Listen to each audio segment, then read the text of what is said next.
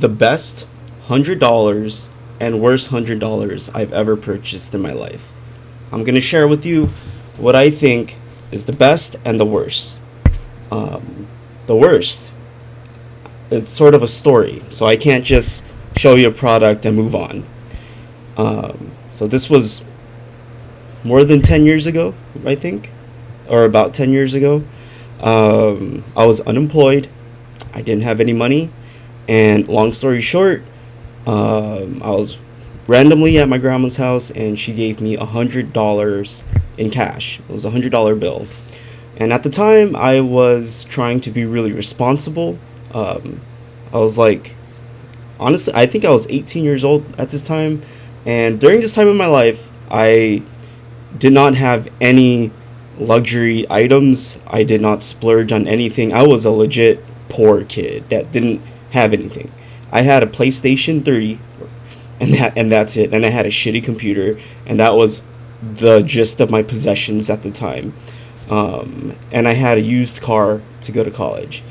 But anyways, my mindset at this time was when I had cash, I didn't spend it on things I thought were stupid. I needed to make it stretch. I needed to treat every dollar like an investment.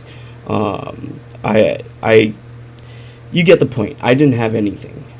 So when I had this $100 bill that my grandma gave me, instead of treating myself to clothes or a nice dinner or something, I invested. In my mind, I invested in a book about programming that I thought was relevant to what I was learning. I'm not going to go into detail, but it was this book right here. I still have it. It's this book, C Sharp 5.0 and the .NET framework. Now you might be wondering if I messed up this video because I meant to say this was the best $100, but no, it was the worst, and here's why. For some people, this would be a good purchase because if they're in college or they're learning this stuff, then yeah, it would be sort of an investment in their career. For me, if you don't know, I'm a web developer, but specifically front end. This book's completely irrelevant to what I was learning at the time, and it is completely irrelevant to what I do now in my life. Everything in this book did not really help me at all, but not only that, I never used the book. The reason I bought the book was that the moment I got the cash, I went to a Barnes and Noble, and at the time, in my head, I was like, oh, I'm 18, I'm learning how to break into the web development world, and I heard that C Sharp is part of web development, and .NET is kind of relevant to web development, so I'm just grab this book because it looks really serious. Not knowing that what I was actually learning at the time was completely irrelevant to anything in this book. And the actual career projection that I would go into would not be, it would not be, it wouldn't make sense to get a book like this. I know my viewers might be confused, but I'm trying to find an analogy. Okay, pretend your goal in life is to be a baker, and you're in a point in your life where you're learning how to bake cake and desserts, and you spend $100 learning how to season chicken. But you're applying to jobs based on your baking skills, not your ability to cook rotisserie chicken at a Vons, right? Or at a restaurant or whatever. So essentially, this is what happened. I spent $100 on a book teaching you how to season chicken when at the time I was focused on learning how to bake cake. And eventually I would become a baker at a bakery. And that's what my career would be. Now just translate that to tech, like programming. So in programming, I became the baker of visuals and design. But I spent money on how to do something else. Now I know there might be one or two nerds looking at this book and being like, actually, that is relevant because you're learning about how to do whatever. No, trust me, this was not a good purchase for me. This is not a reflection of the book itself, but it was not relevant to me. So that was a waste of $100 that I thought was a smart decision, whereas I would have been better off honestly buying a good pair of jeans at the time when I was 18, treating myself to a nice day for myself, like, I don't know, going out to lunch and then seeing a movie just to treat myself. But instead, I just bought a book that is now outdated. This book was published in 2012. It is 2026. Everything in this book is deprecated, meaning that it is outdated.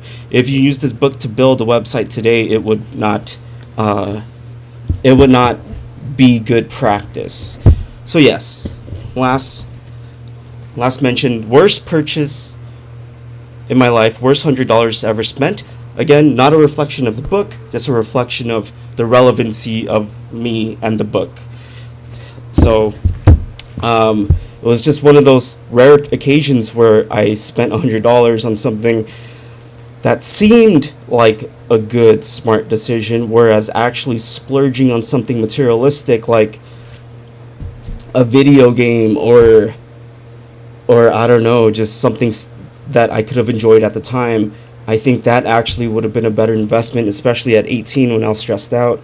The last thing I needed in my life at that time was a book like this because I was already stressed out.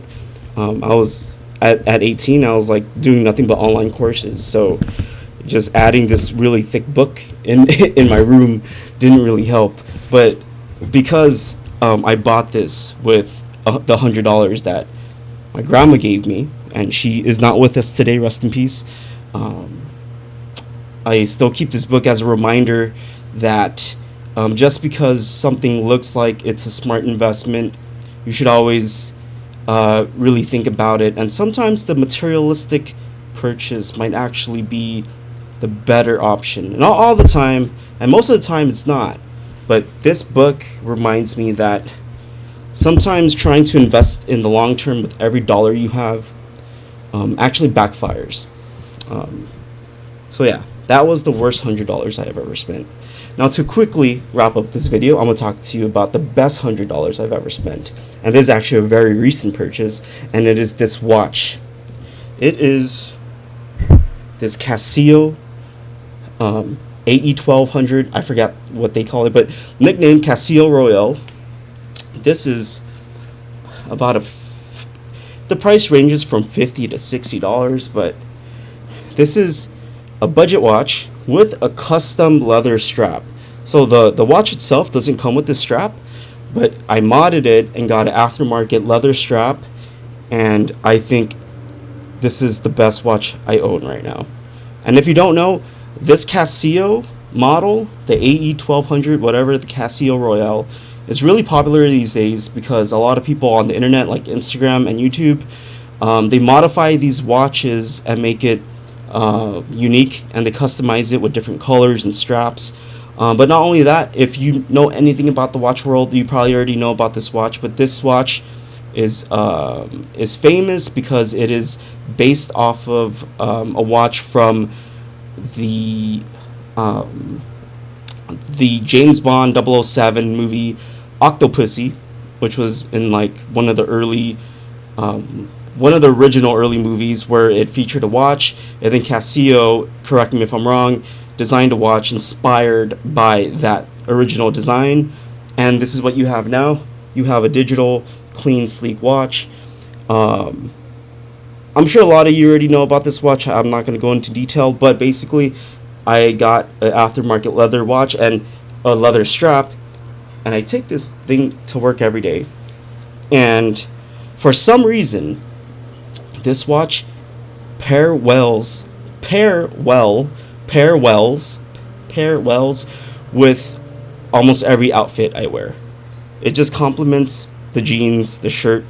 I usually go to work with a dress shirt, and just the leather, the silver bezel and the leather strap just looks really good. But also, if you put a dress shirt on, it's really aesthetic.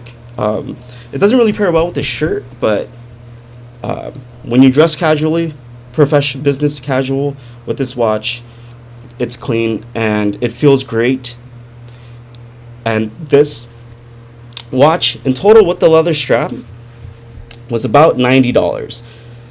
because the watch itself was about 45, and then the leather strap was about 40. Then you give some tax and shipping is about 90. So rounded up is about $100. But this is the best. This is the best $100 I've ever spent. So to recap, this is the worst $100 I've ever spent, and this is the best. Just wanted to share that with you guys. If you want to share what was the worst $100 or the best $100, leave a comment below, and I'm definitely going to read it. And if it is something funny or something crazy, I'll respond to it. But anyways, thanks for listening to me ramble. Sorry, I'm a bit tired right now. I'm like, I'm exhausted. I'm like stumbling over my words. But anyways, subscribe to the YouTube channel for more interesting topics like this, where I just talk about random stuff. And I'll see you in the next video.